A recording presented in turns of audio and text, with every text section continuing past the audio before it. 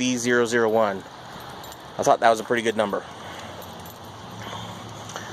These mirrors right here are called my crossover mirrors, and it's for a school bus driver to be able to see in front of them to make sure there's no kids in front of the bus. This one is all, I don't know what's going on there, but this has only happened since I got the bus. It's like the inside of it is peeling off, so you can only see it from over there. There's me. Hi. At first I was thinking I would take these off, and then I started driving with the bus, and as it turns out, these are really nice so that, because as you're driving, you can see straight down and make sure that you're still in the lane. Typically when you're driving a big truck, you look in your rear view mirrors to make sure that your vehicle is still in the lane, but these are nice because as you're driving, you look in this mirror and you can see straight down, and then you can tell you're still in the lane and you don't have to look backwards. So you can keep your eyes on the road while you make sure that you're still in the lane. I'm going to replace them because at school I've seen quite a few buses, and I've asked the drivers if I could sit in the bus seat, and they let me. These are like a quarter of a circle or a quarter of a sphere, and there are different ones that are different shape that work a lot better than these. So I really don't need to see in front of me that much, so I don't need the mirror to reflect over in front of the bus because I'm not worried about hitting any kids. But I want to have it reflect down a little bit and then along the side that I'm driving. Here's another blinker. Man, it's got a lot of blinkers on it, I'll tell you that. It's kind of weird. Oh, there's the outside megaphone or whatever it is, loudspeaker. I'm going to take that off because it doesn't work, and I don't really want to talk, and I think it looks stupid hanging off the front of the bus. This is the driver's window right there. So there's the driver's seat. This is a little flap. It's a little vent to open up. And then I've got a couple of different mirrors there. And I'm not real happy with the mirrors. Something I'm gonna be looking at is different kinds of mirrors and stuff. This is so you can climb up and clean your windows. This is my stop sign. It's got these two lights that blink. It's air actuated, so last time I opened this up there were a bunch of wasps in there, so I'm glad there's not wasps. So these are not just reflectors, these are lights that blink, and then the air system opens that up when it's time to open it up, and then it pops back. I'm gonna take that off, and I thought I'd use the stop sign somewhere in the bus, I don't know, just as decoration or something, and then I thought maybe I'd put a big old middle finger sticking out here so I can flip people off when I want to. This right here is an exhaust. This little thing right here is an exhaust for a Webasto coolant heater, which sounds ridiculous that you're heating your coolant, but it heats the coolant so that because the diesel engine doesn't get super hot,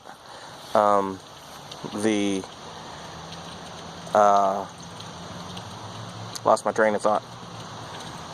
Because the engine doesn't get hot, the coolant doesn't get hot, so the inside heaters don't work outstanding, like super well. So this is, underneath here, is a heater that the coolant, here's the heater,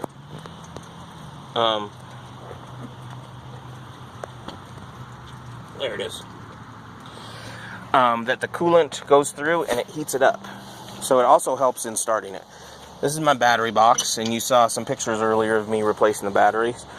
So these are all 3 batteries. These are Group 33s, which are a dual-purpose deep cycle and starting batteries.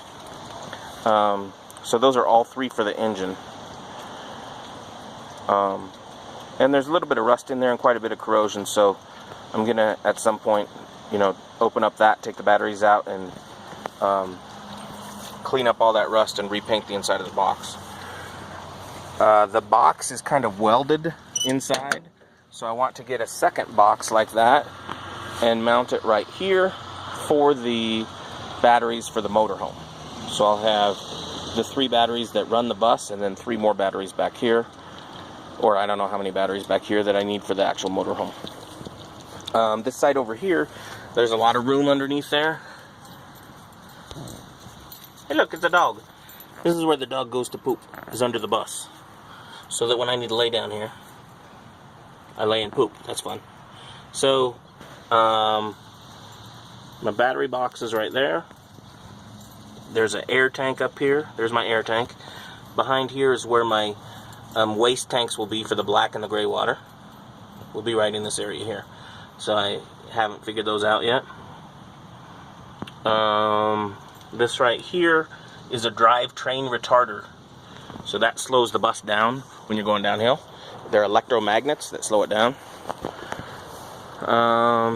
And then going back down this side of the bus, there's not much here. Over here we have pumpkins. I don't know what that is. That's some kind of a gourd. But the Millers grow pumpkins here. So I try not to mow them. And then back here, this is a brake light and a blinker for when you're turning. I've got these two lights up here. So I think what I'll do is amber's on the outside and red is on the inside. I think I'll switch those two and put amber on the outside and red on the inside, and then just use those as a blinker and a brake light also. A little bit of rust back here, surface rust just around the bus, so when I paint it, I'll just clean that up and repaint it.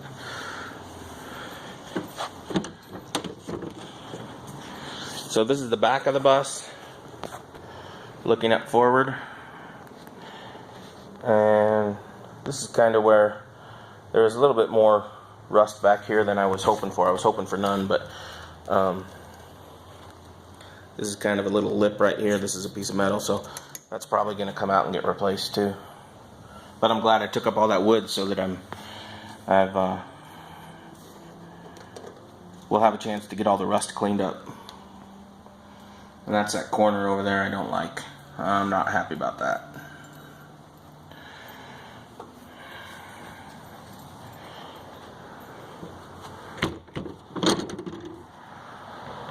Also not happy about the reverse lights. That's like a piddle shit little light that doesn't give any light. So I thought about adding some additional reverse lights, maybe even up here.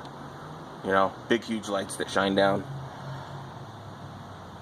This is some kind of a, I can't figure out, this is like a rubber thing. I don't know why.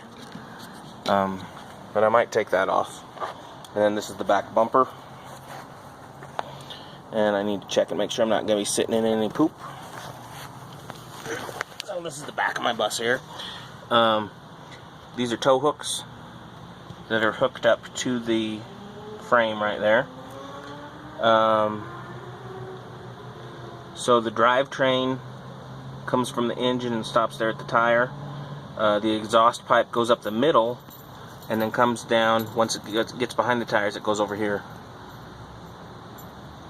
to the starboard side and exits out there. So I've got quite a bit of room back here that I might use for tanks if I need to, and then back here for tanks too. And you can see from this point, you can see how much room there is up there with the skirt is that piece of metal that's out there, and then there's the frame right there. It's about 12 inches from there to the bottom of the skirt, but you could certainly hang the tanks lower than the skirt if you wanted to, like the gas tank we saw on the other side that was sticking down just a little bit. We could do that. Have to be careful behind the tires, because if you're going up a hill or a dip, sometimes the back of it can scrape, so you wouldn't want to rip your tanks off. These chains right here, this is pretty interesting. That's a dog. The chains are snow chains that automatically go down, and then they spin around like a wheel, and then the tires drive over them. So you never have to get out to put the chains on. You don't put chains on. These arms just throw the chains underneath the tires as you drive, and then you drive over it and it comes out the other side. And then the arm, you know, is constantly rotating. It's kind of an interesting little thing, but you don't have to put chains on.